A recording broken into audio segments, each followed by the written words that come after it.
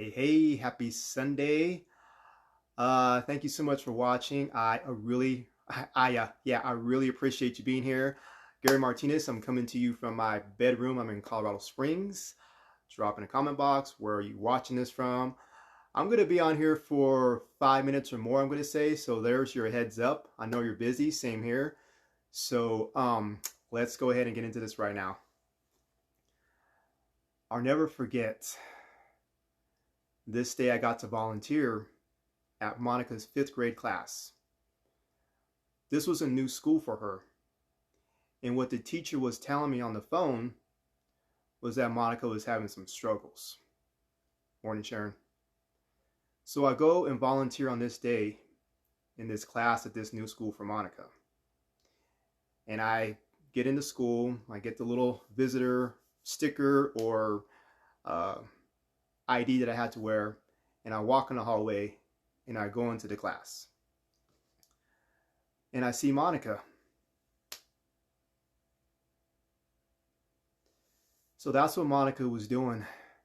Class was going on, students are doing their work, teachers helping kids, and my daughter Monica is just sitting there doing nothing.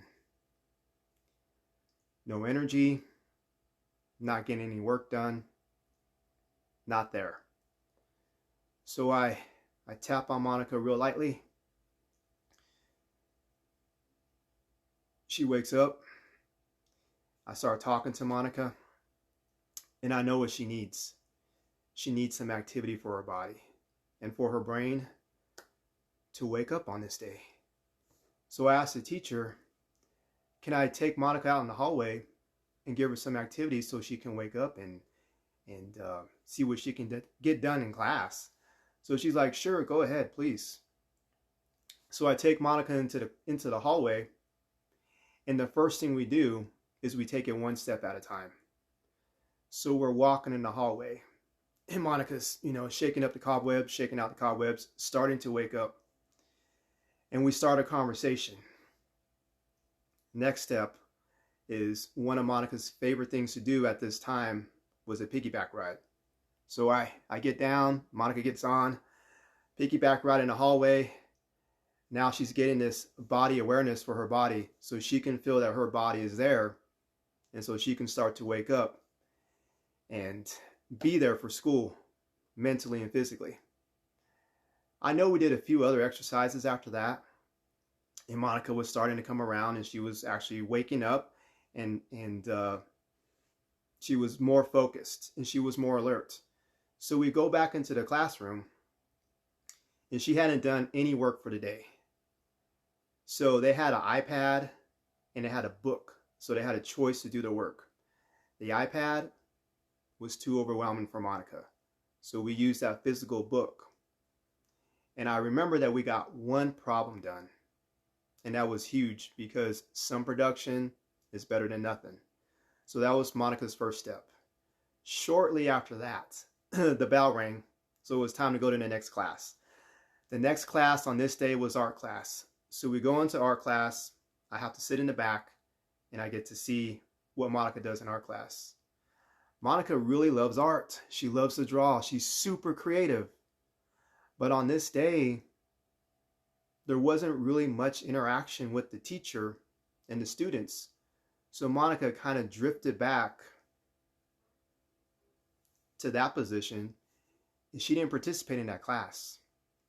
So here's what changed. The bell rang in the next class, thank God, was PE.